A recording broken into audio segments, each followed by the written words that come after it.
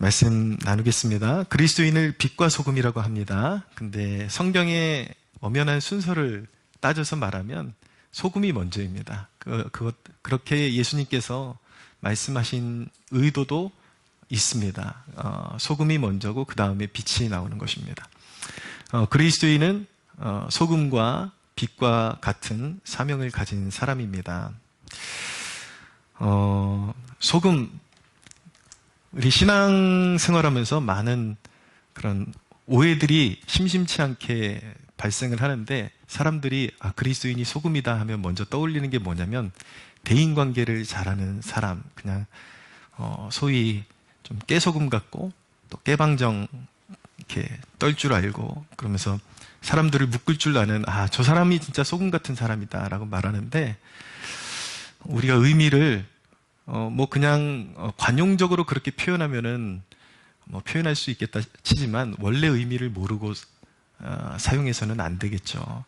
근데 이게 생각보다 굉장히 무거운 말씀이다라는 걸 알 필요가 있습니다. 왜냐하면 소금이 맛을 잃으면 땅에 버려져서 밟히게 된다라고 말씀하고 있는데, 설마 깨방정 안 떤다고 땅에 버려져서 밟힐 일은 없겠죠. 그건 너무 무거운 형벌이겠죠.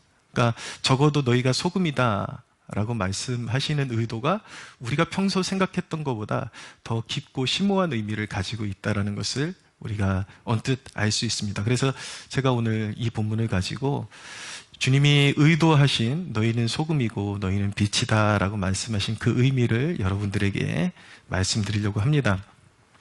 소금과 빛이라는 우리의 정체성은 우리가 세상을 대하여 어떤 존재인가를 말씀하시고 있는 것입니다. 진정한 그리스도인이 세상을 대하여 어떤 존재로 서 있는가라는 것을 말씀하고 있는 것입니다. 쉽게 말씀드리면 그리스도인은 누군가, 그걸 설명하고 있는 거예요.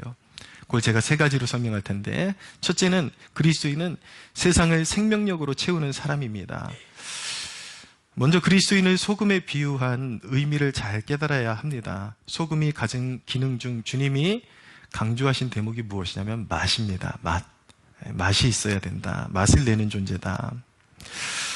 그 이야기는 무엇이냐면 그리스도인이 맛을 내는 존재이어야만 하는 이유는 세상이 무미건조하고 맛이 없기 때문이에요. 근데 맛이 없는 정도가 아니라 세상이 지독한 영적인 어둠과 절망 가운데 있기 때문에 맛을 느낄 수가 없는 상태에 빠져 있는 것입니다. 이 세상은 영적으로 보면 죽음과 어두움이 가득한 곳입니다.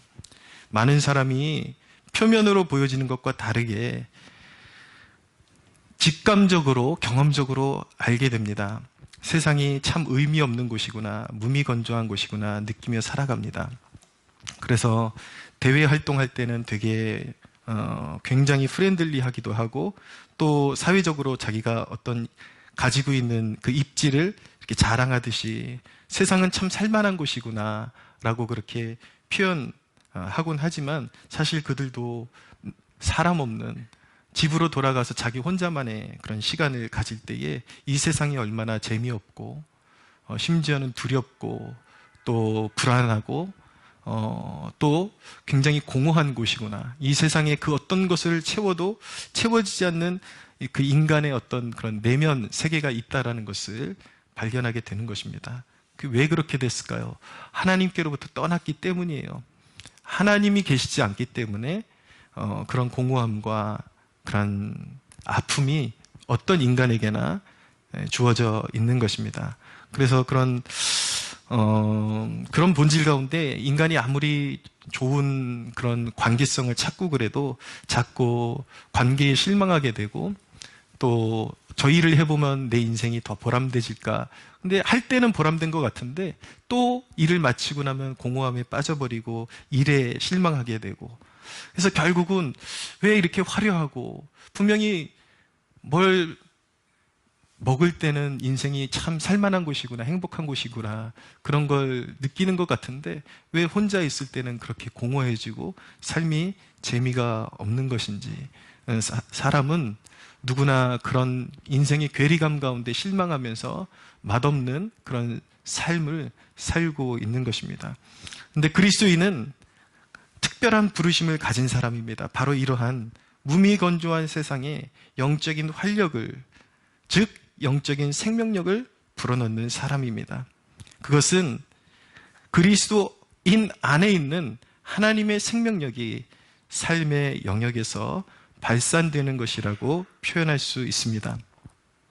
예수님이 그런 존재였습니다. 성경 말씀에 스불론 땅과 납달리 땅과 요단강 저편 해변길과 이방의 갈릴리여 흑암에 앉은 백성이 큰 빛을 보았고 사망의 어두운 땅에 사망의 그늘에 앉은 자들에게 빛이 빛이었도다 라고 말씀합니다. 예수님은 생명력을 잃고 어두운 땅에 오셨고 그 땅에 예수님께서 발을 딛고 걸어가시는 곳마다 사람들은 하나님 나라의 소망으로 채워지기 시작했습니다. 예수님의 그 말씀에는 남다른 권위가 있어서 당시 유대인들, 종교 지도자들의 그런 말과 같지 않아서 예수님이 말씀하실 때마다 사람들은 천국의 소망을 가질 수 있게 되었고 느낄 수 있게 되었습니다. 여러분, 요한복음에 보면 가나의 혼인잔치라는 것이 나오죠. 물이 포도주가 된 사건, 굉장히 유명한 사건입니다. 그 사건이 전체적으로 보여주는 메시지가 무엇입니까? 바로 예수가 가지신 것은 죽은 종교가 아니라 그 안에서 살아나는 것이고 변화되는 것임을 보여주신 것입니다. 주님은 그 일을 위해서 구별된 종이셨고 그리고 인류의 구원자이셨습니다. 근데 바로 그리스도인이 바로 예수님의 그 사역, 그 사명을 부여받은, 위임받은 사명자들인 것입니다. 그래서 여러분이 일단 여러분들의 정체성에 대해서 깊이 깨달아야 되는 건데, 여러분이 지금까지 살아온 모습을 봤을 때 내 삶을 보고 누군가가 그렇게 활력을 가진 것 같진 않은데 라고 생각될진 모르겠지만, 모든 성령의 역사는 정체성의 정립으로부터 시작되는 것입니다. 이제부터는 내가 누구인가라는 그 개념을 분명히 아셔야 돼요. 그리스도인은 누구인가? 하나님의 생명력을 가지고 어두운 세상에, 그리고 맛을 잃어버린 세상에 하나님 나라의 생명력을 보여주는, 맛보게 하는 그런 사람인 것입니다. 믿는 여러분들이 바로 그런 존재임을 믿으십시오. 요셉이라는 인물을 보세요. 그가 무슨 능력이 있었습니까? 형들에게 속아가지고 애굽으로 팔려갔을 뿐이죠. 그런데 성경은 요셉에게서 하나님이 함께 하시는 증거들이 나타났다라고 말씀합니다. 그의 신실함이 모든 일을 성의 있게 하는 모습으로 나타났습니다. 요셉이 종으로 팔려가서 이제 시위대장 보디발의 집에 들어가가지고 이제 여러 가지 일을 맡아보는데 잔소리를 할 게 없을 정도로 성실하게 감당했습니다. 요셉이 그렇게 모든 일을 성실하게 감당할 수 있었던, 믿음직하게 감당할 수 있었던 주 원인이 무엇이냐면 하나님이 요셉과 함께 하심을 믿었기 때문입니다. 하나님이 함께 하셨기 때문에 비록 팔려왔지만 이곳에도 하나님이 나와 함께 하신다라는 그 믿음이 있었기 때문에 요셉은 사람을 보면서 살아간 것이 아니라 자신과 함께 하시는 그 하나님을 의지해서 살았기 때문에 어디에서든지 흐트러지지 않고 사람을 위해서 일하지 않았기 때문에 하나님의 영광을 위해서 일했기 때문에 그 자신의 주인의 집에서도 성심으로 일을 감당했는데, 그런 모습을 보면서 놀랍게도 사람들이, 믿지 않는 사람들까지도 하나님이 누군지 모르는데 막연함에도 불구하고 요셉의 행실과 그 언어 속에서 하나님이라는 존재를 느낄 수가 있었던 것입니다. 이것이 바로 그리스도인이 가진 영향력인 것입니다. 여러분들의 영향력은 어디서부터 시작되는가? 살아계신 하나님이 나와 함께 하신다라는 그 믿음으로부터 시작됨을 믿으시기를 바랍니다. 요셉이 맛을 잃어버린 세상에 맛을 느끼게 해준 그 시점이 노예의 신분이었을 때임을 기억할 필요가 있습니다. 우리는 영향력이라는 것을 항상 좋은 환경 속에서만 가능한 것처럼, 내가 많이 배워야 되고 내가 좋은 환경에 있어야지만 가능한 것처럼, 그렇게 착각을 하면서 살기 때문인 것입니다. 여러분, 그리스도인이 가장 빛나는 시점은 어디인가? 오히려 세상이 깊이 어두울수록, 짠맛을 완전히 잃어버렸을수록, 맛이 없는 곳일수록 우리 그리스도인의 가치는 더욱더 돋보이게 되는 것입니다. 어느 곳에 떨어져 있든지 살아계신 하나님이 나와 함께 하신다라는 믿음을 가지면 우리는 그곳에서 선한 영향력을 발휘하고, 맛을 잃어버린 그곳에 사람들이 무미건조하고 정말 아무 낙이 없는 그 공허함 가운데 살아가는 백성들에게 여전히 살아야 할 이유가 있고, 하나님께는 그 소망이 있음을 보여주는 존재로 살아갈 수 있음을 믿으시기를 바랍니다. 그리스도인은 그 생명력을 가지고 말을 하기 때문에 그 언어의 영혼을 소성시키는 힘이 있는 것입니다. 여러분, 우리가 하나님의 부름받은 종들로서 우리의 정체성을 잘 이해하고 사람들에게 무언가를 말할 때 영혼이 살아나는 그런 기쁨을 맛보게 되어 있습니다. 성경 말씀에 골로새 4장 6절에 너희 말을 항상 은혜 가운데서 소금으로 맛을 냄과 같이 하라.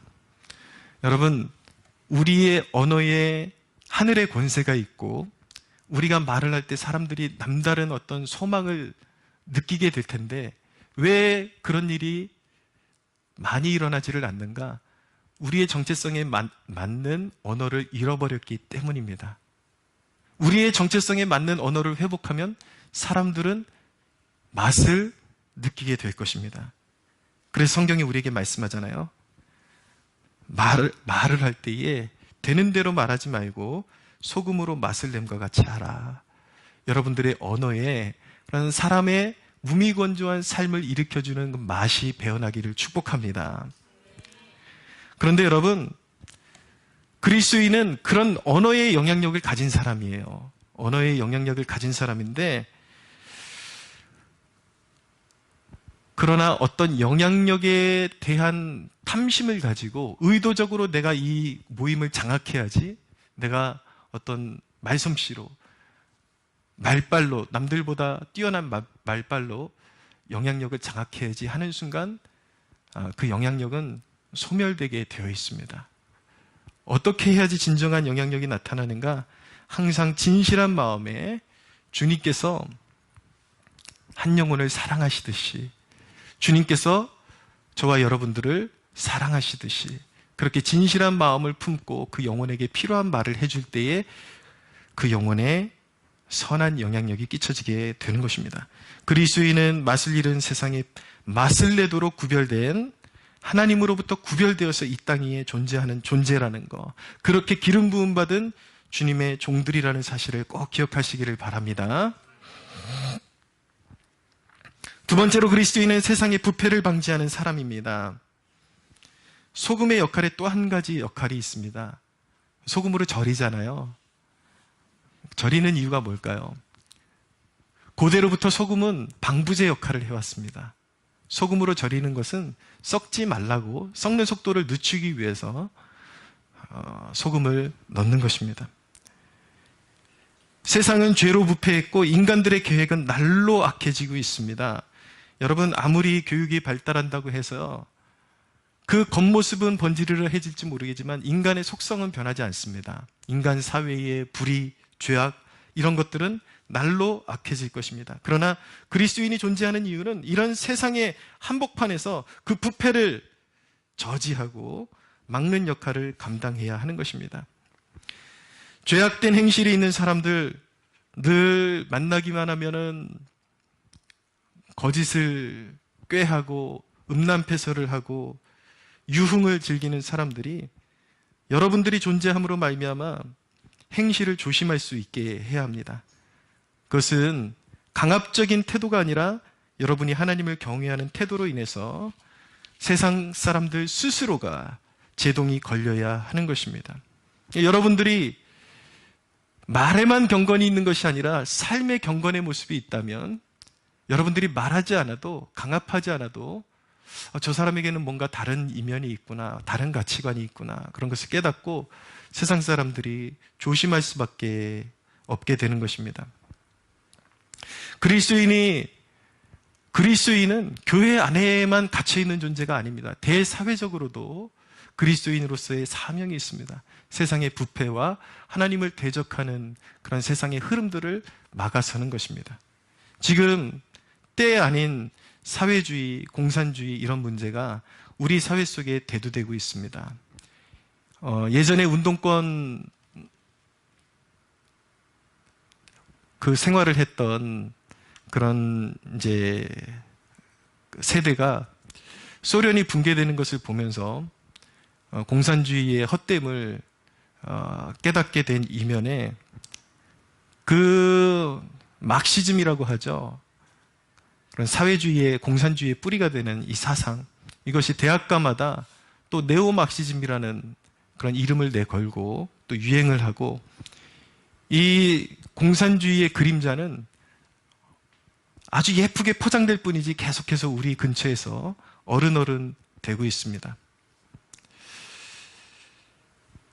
지금 그런데 조심해야 하는 부분이 있습니다. 신앙생활하면서 항상 신앙을 어떤 이념적인 전쟁으로만 보게 되는 그런 모습들이 있는데, 우리 기독교는 근본적으로 공산주의를 반대합니다. 공산주의의 그 핵심이 유물론이기 때문이에요. 하나님을 거부하고 신이란 존재하지 않는다. 인간은 영적인 존재가 아니라 그냥 물질적인 존재인 것이다. 이런 사상에서 인간의 생명을 경시 여기게 되고, 그동안의 인류 역사를 보면 공산주의를 추종하는 나라에서 얼마나 수많은 사람들이 처참하게 학살을 당하고 죽임을 당했습니까? 신이 없다라고, 인간이 그냥 물건일 뿐이라고, 그 핵심 사상이 그렇기 때문에 공산주의에게는 아이러니하죠. 공산주의자들의 그 슬로건이 뭐냐면 인간 중심, 사람다운 세상, 이걸 주창하는데, 아이러니하게도 역설적으로 그들의 중심에는 무신론이에요. 유물론이에요. 인간은 그냥 물질일 뿐이다. 진정한 인간에 대한 존엄성은 공산주의에는 존재하지 않습니다. 그렇기 때문에 우리 기독교는 애초에 공산주의와 적대적일 수밖에 없는 그런 상관관계를 가지고 있었습니다. 그러나 조심해야 되는 것은 우리 신앙이라는 것을 단순히 너무 너무 축소시켜서 공산주의에 대적하고 공산주의를 반대하는 그것이 바로 기독교의 전부인 것처럼 취급하는 것은 사실은 오류를 범하고 있는 것입니다. 왜냐하면 이 신앙을 이념 전쟁으로만 보게 되면 항상 어떤 구도가 생기게 되냐면, 공산주의를 반대하는 쪽은 마치 하나님 앞에서 의인의 위치를 차지하는 것처럼 착각을 하게 됩니다. 인간의 본질을 보지 못하고 하나님 앞에 죄악된 행실은 너무나도 여러 가지가 있어요. 문란한 삶, 타락한 삶, 쾌락을 추구하는 삶, 거짓된 삶, 우상을 숭배하는 삶, 이런 모든 것들이 공산주의만큼 다 나쁜 것이거든요. 근데 신앙을 단순히 공산주의와의 싸움으로 딱 축소시켜버리면 자신이 공산주의를 반대하는 그 이유 하나만으로 하나님 앞에 정직하게 서지를 못합니다. 자기가 마치 의인인 것처럼 그렇게 착각을 하고 살아가는 것이죠. 교회의 사명은 무엇인가? 단순히 공산주의와 싸우는 그런 선이 아니라, 교회의 진정한 사명은 참 신앙을 일으키는 것입니다. 인간에게 죄의 본질을 먼저 알게 해주는 거예요. 그리고 그 죄악에서 돌아서게 하는 것입니다. 마틴 로이드 존스 목사님은 교회란 참 신앙을 강변하는 곳이며, 변화받은 그리스도인들 개개인이 사회에서 그러한 이제 당면하는 부패를 막는 것이 성경적 원리라고 강변하고 있습니다. 그 예로 참 신앙으로 돌아서면은 사회가 건전해질 수밖에 없습니다. 프랑스 혁명이 일어나면서 인본주의와 공산주의가 머리를 들고 있을 때에 영국에는 존 웨슬리라는 인물, 조지 휘필드라는 인물이 영적 각성을 일으키고 있었습니다. 그들의 구호는 늘 공산주의를 이겨야 된다는 것은 아니었어요. 사람들의 순수한 죄를 깨닫게 해주고 은혜로 돌이키게 하는 그런 사역이었습니다. 근데 이 웨슬리가 존재했을 때에 이 웨슬리의 영적 각성으로 인해서 영국은 그 당시에 그 주변이 다 공산주의에 물들어가고 있을 때에 영국만큼은 공산주의에 빠져들지 않을 수가 있었습니다. 이 순서가 올바라야 되는 것입니다. 교회의 본질을 회복해야 사회의 불의한 죄악들을 근절하고 진정으로 이길 수 있는 힘이 어디서 나오는가? 하나님 앞에서 우리가 진정으로 회개하고 죄를 근절할 때에 세상을 이기는 힘이 거기서 나오는 것입니다. 할렐루야. 한국교회가 심지어는 지금 교회마저도 심각할 정도로 좌경화가 되고 있습니다. 신학교 교수님들, 학생들, 그리고 교회 안에 수많은 청년들이 좌경화가 되고 있습니다. 왜 이렇게 돼버렸을까요? 한국교회가 죄의 참상에 대해서 말해주지 않고 있습니다. 인본주의의 폐해를 제대로 가르쳐 주는데 실패했기 때문에 교회가 인간의 사상을 받아들이기 시작했고 좌경화되고 만 것입니다. 여러분들이 하나님의 말씀을 들을 때 심혈을 기울여서 들어야 되는 것은 무엇일까요? 많은 경우가 이 세대가 좋아하는 설교가 어떤 방법론을 좋아합니다. 어떻게 하면 사회에서 내가 당면한 어려운 문제를 잘 이길 수 있을까? 어려움을 딛고 승리할 수 있을까? 어떻게 하면 이 위기를 극복할 수 있을까? 이런 방법론에만 귀를 기울이고 싶어 해요. 그것이 위로가 되는 건 사실이에요. 들으면 힘이 되고 소망이 되지만 문제는 무엇이냐면 죄의 참상, 하나님이 싫어하시고 미워하시는 것을 정확히 알지 못하면, 영적인 거룩함을 깨닫지 못하면 하나님 앞에서 불결한 세상의 사상을 계속 받아들이게 되면서 자기 문제에만 급급하게 되죠. 하나님을 자기 문제를 해결해 주시는 분으로만 취급을 하게 됩니다. 그러면서 영적인 오염이 들어오게 되는 거예요. 그런데 여러분, 왜 그렇게 방법론적으로 잘 아는 교인들이 번번이 삶에 실패하는 줄 아십니까? 거룩을 빼앗기기 때문이에요. 거룩을 알지 못하는 세대는 반드시 실패할 수밖에 없습니다. 왜냐하면 하나님은 거룩한 자들과 함께 하시기 때문입니다. 할렐루야.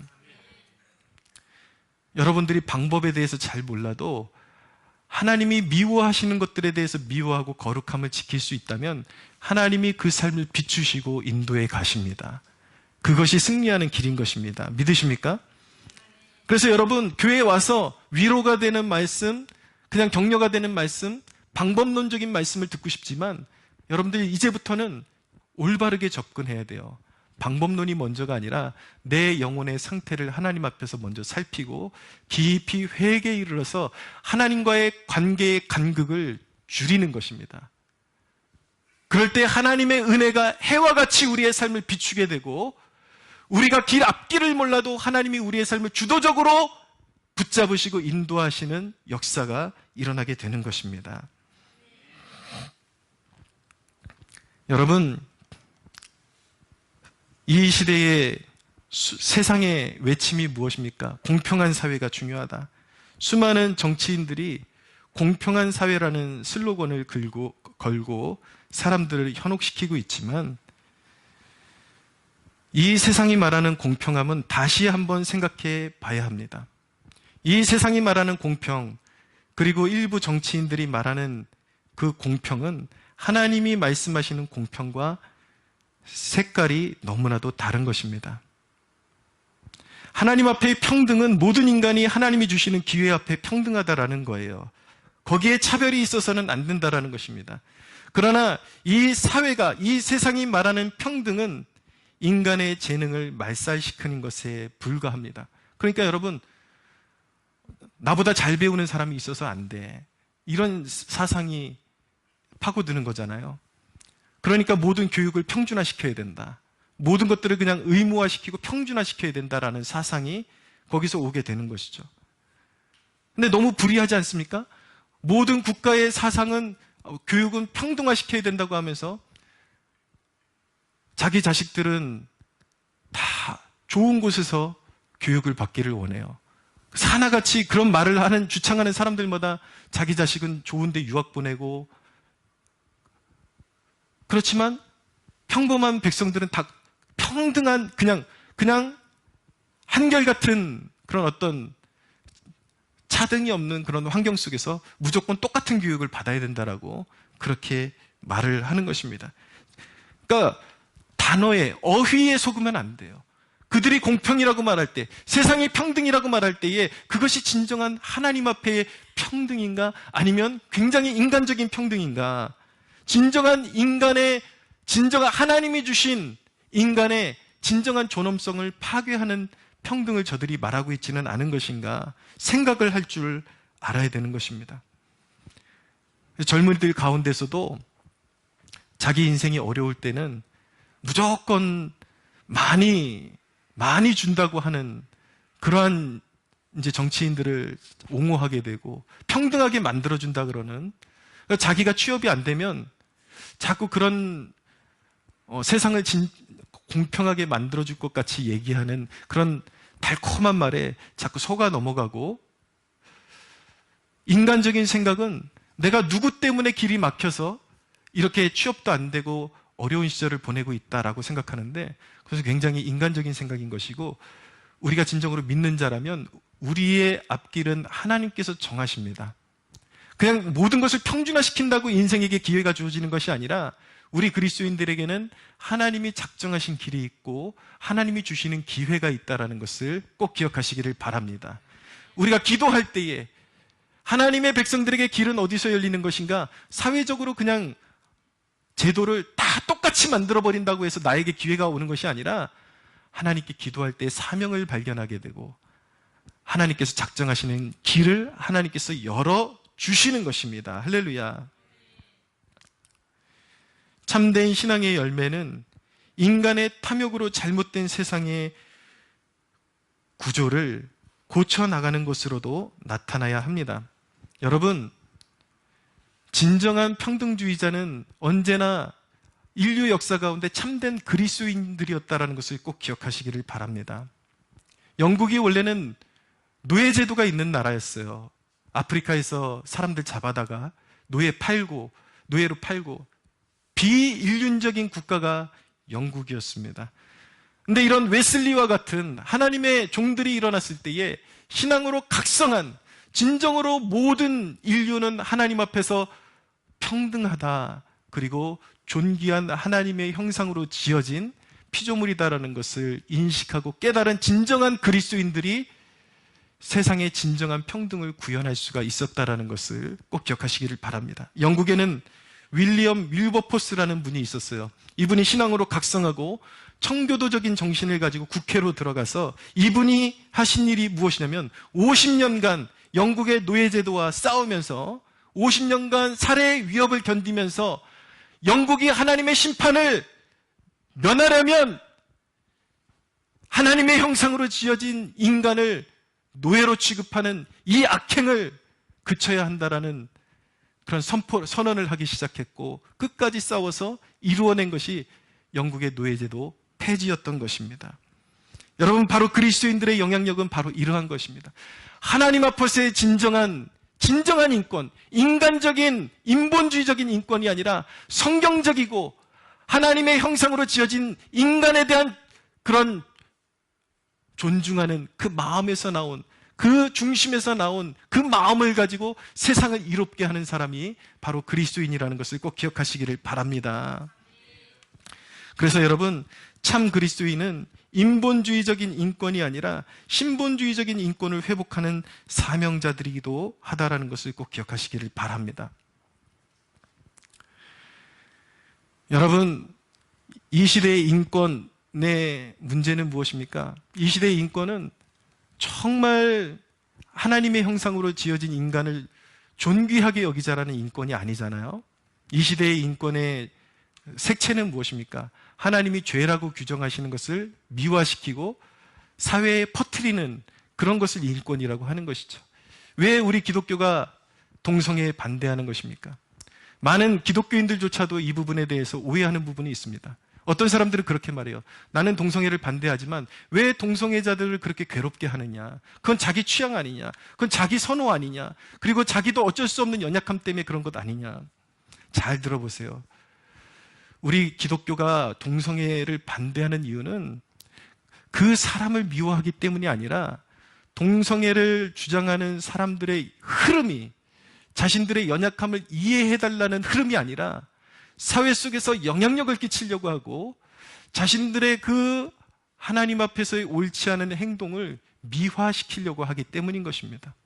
심지어는 동성애자들의 그런 흐름을 그대로 방치하잖아요. 그럼 교과서에 지금 이미 전 세계적인 트렌드가 그렇게 변화되고 있습니다. 동성애가 하나님 앞에 죄된 행실이 아니라 인간 누구나가 자기의 존엄성을 가지고 선택할 수 있는 성적 취향으로 표현이 되면서 우리 자녀들에게 공교육에서 그렇게 가르쳐지는 거예요. 너는 너의 성적인 취향을 선택할 권리가 있다. 동성애는 죄가 아니다. 그래서 여러분, 동성애라는 것은 우리가 그렇게 만류해도 인류의 타락은 없어지지 않기 때문에 계속해서 지속될 것입니다. 그러나 그것이 합법화되는 것과 그것이 음지에서 억제되고 있는 것은 하늘과 땅 차이가 있는 것입니다.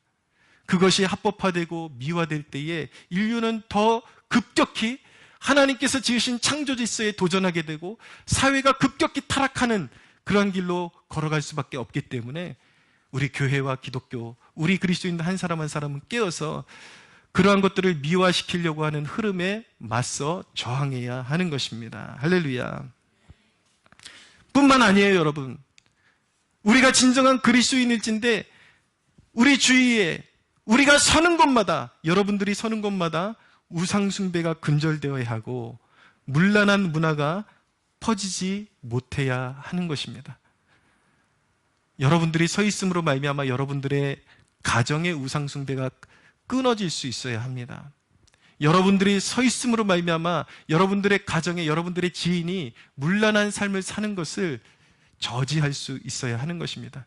그렇게 선한 영향력을 가진 주의 백성들, 세상의 모든 악과 부패가 여러분들로부터 제동이 걸리고 근절되어지는 그런 영향력 있는 삶을 살게 되는 여러분들 되시기를 주님의 이름으로 축복합니다. 세 번째, 그리스도인은 세상을 궁극적으로 소망으로 인도하는 사람입니다. 이제는 이제 빛의 정체성에 대해서 우리가 살펴볼 차례예요. 너희는 세상의 빛이라 라고 말씀하고 있어요. 14절에. 근데 15절에 보면 사람이 등불을 켜서 말 아래 두지 아니한다라고 말씀하고 있는데 우리 그리스도인들은 정확히 말하면 빛 그 자체가 아닙니다. 우리는 등불입니다. 스스로 빛을 발하시는 분은 오직 예수 그리스도 한 분이십니다. 우리는 예수 그리스도 가까이 있을 때에 세상의 어둠을 비추는 빛의 사명을 감당할 수 있게 되는 것입니다. 빛을 비추는 것은 어떻게 하는 것일까요? 여기 힌트가 나와 있는데 16절을 보면 이같이 너희 빛이 사람 앞에 비치게 하여 그들로 너희 착한 행실을 보게 하라 라고 말씀하고 있죠. 여기에 이제 단서가 있는 것입니다. 빛을 비춘다라는 것은 착한 행실을 말씀하는 것이구나 라는 것을 알게 되는 것이죠. 그런데 잘 들으세요. 하나님의 자녀들의 특별한 가치관 그리고 삶의 방식을 말씀하는 것이죠. 여기서 오해가 생겨서는 안 되는데 그것은 내 기준의 선한 행실이 절대로 아닙니다. 내가 스스로 생각하는 선한 행실이 아니라 하나님의 말씀의 빛을 받아서 행동하는 것을 의미하는 것입니다. 내가 이것이 옳은 것 같은데 그 가치관으로 사는 것이 아니라 하나님의 말씀이 우리에게 가르쳐 주시는 가치관으로 무장하고 순종하는 삶을 말하는 것입니다. 하나님 보기에 의로우신 행실. 그래서 로마서 6장 13절에 보면 너희 몸을 의의 병기로 드리라 라는 말씀이 있어요. 의의 병기. 의의 병기로 드리라니까 가는 곳마다 전투적인 자세를 가지고 분란을 일으키라는 말씀이 아니라 하나님 보시기에 선하고 아름다운 것을 생각하고 말하고 그리고 그런 가치관으로 행동하는 것을 뜻하는 것입니다. 기독교인은 선택의 방식이 달라야 합니다. 여러분들의 진로에 대한 선택의 방식, 여러분들의 길을 선택하는 방식이 세상 사람들과 달라야 합니다. 절망 가운데서도 인내하고 감사할 수 있어야 합니다. 무엇을 하든지 자기 이기심이 아니라 사랑으로 할 수 있어야 합니다. 그렇게 할 때에 영향력이 생기기 시작하는 거예요. 그렇게 할 때에 여러분은 하나님의 살아계심을 드러내는 도구가 될 수 있는 것입니다. 여러분들이 누구나 다 절망할 수밖에 없고 좌절할 수밖에 없는 그 상황 가운데서도 평안을 잃지 않고 오히려 여러분 기독교인의 삶은 그런 것이잖아요. 예를 들면은 내가 어느 날 검사를 받았더니 말기 암이에요. 이제 얼마 남지 않았대요. 그런데 여러분, 그리스도인의 삶은 어떤 삶이냐면 말기 암을 선고받은 사람이 그보다 너무 경미하고 이제 한 1, 2주일만 입원해 있다 퇴원하면 될 만한 사람들을 찾아다니면서 격려해 줄 수 있는 사람. 괜찮다고. 하나님 의지하시라고. 하나님께는 영원한 소망이 있고 하나님께는 실패함이 없으시다고. 그렇게 말해줄 때에 거기에 영향력이 생기는 거예요. 사람들이 궁금해하겠죠. 저 사람은 나보다 더 상황이 어려운 것 같은데 어떻게 저렇게 평안하지? 저 사람은 나보다 더 힘든 상황 같은데 어떻게 저렇게 말할 수가 있는 것이지? 저 사람이 말하는 하나님은 어떤 분일까? 찾아보고 싶고 당신의 신앙에 대해서 물어보고 싶게 되고, 이것이 바로 어둠으로 가득한 세상에 빛을 비추는 사역인 것입니다. 여러분은 낙심이 가득한 세상 속에서 하나님께는 소망이 있음을 보여주는 존재가 되어야 합니다.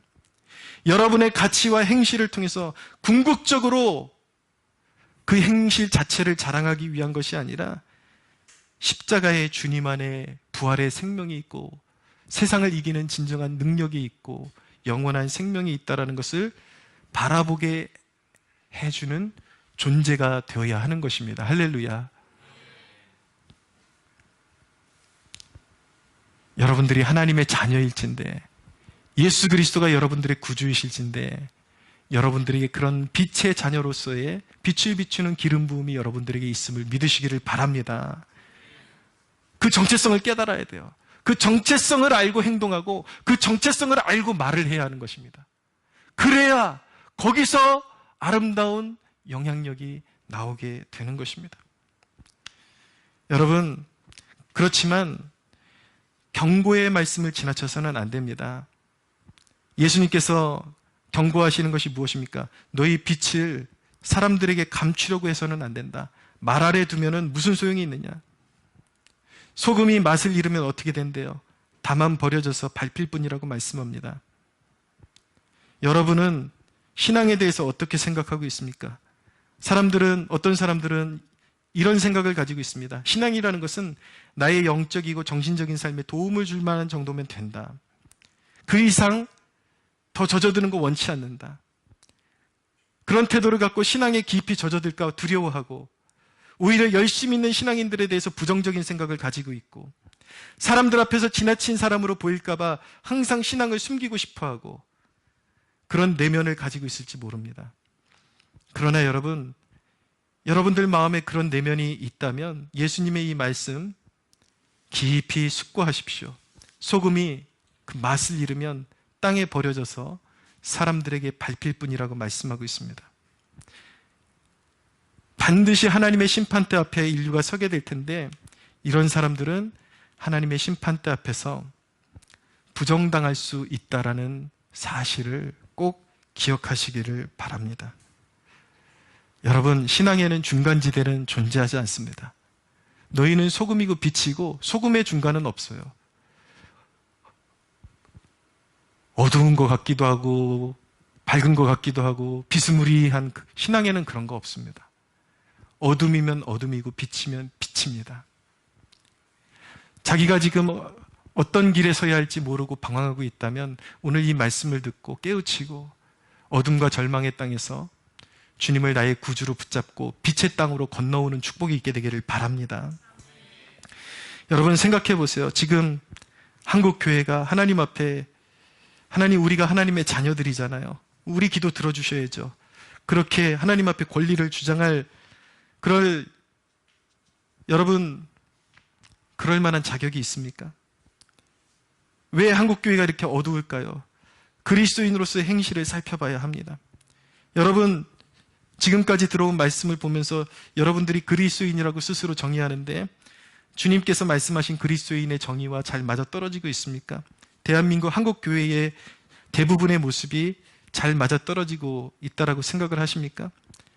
하나님 앞에 자기의 정체성을 잃어버리고 살아왔으면서도 항상 하나님 앞에 주장하는 것은 있고 뜻대로 안 되면 실망스럽습니다라고 그런 모습은 아니었습니까? 여러분, 우리가 하나님 앞에 어떤 태도를 가져야 할 때인가요? 사실은 우리가 지금 살아가는 모습을 보면은 하나님께서 징계의 몽둥이를 대셔도 할 말이 없습니다라고 고백해야 할 때입니다. 여러분, 우리는 겸손해져야 합니다. 다만 주님, 우리가 돌이키겠습니다. 하나님, 대한민국 교회에 기회를 주소서. 한국 교회가 돌이킬 수 있도록 회개의 영을 주소서라고 간구해야 할 줄로 믿습니다.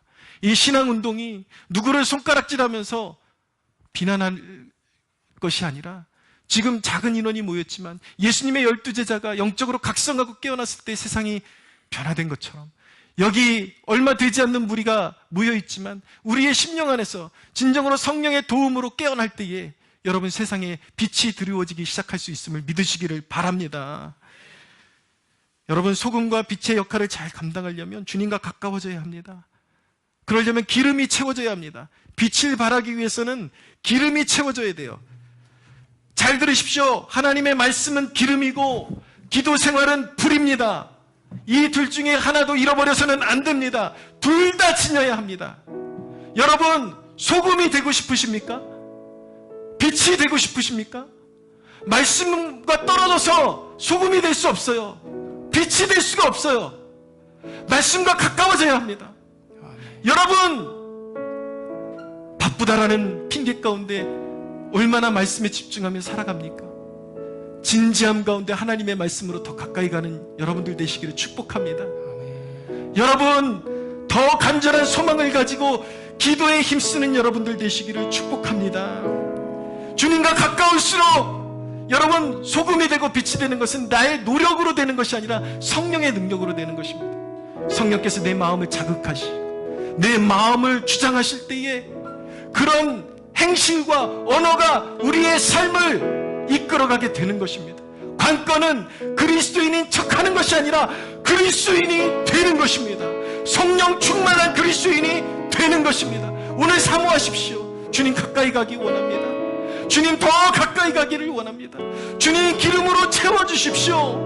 나의 꺼진 불이 다시 솟아오를 수 있도록 도와주십시오. 강력한 빛을 발하는 하나님께서 오늘 우리에게 명하십니다.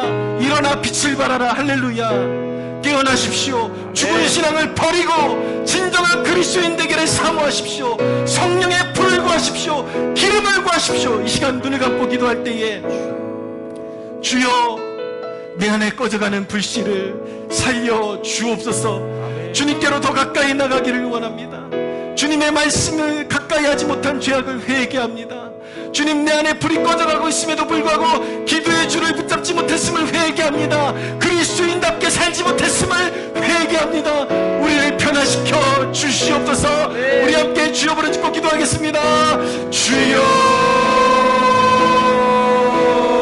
주여, 새롭게 하소서. 주여, 가식적인 신앙들 하나님 애매한 신앙들 벗어버리고 주님께로 돌아서기를 원합니다. 오 주여, 십자가 지신 주님, 주님께 삶을 드립니다. 성령을 부어주소서. 말씀으로 더 가까이 나갈 수 있도록 도와주시고 기도의 줄을 붙잡을 수 있도록 역사하여 주소서. 잃어버린 마음, 잃어버린 빛을 다시 회복하고 그리스도인으로 살아갈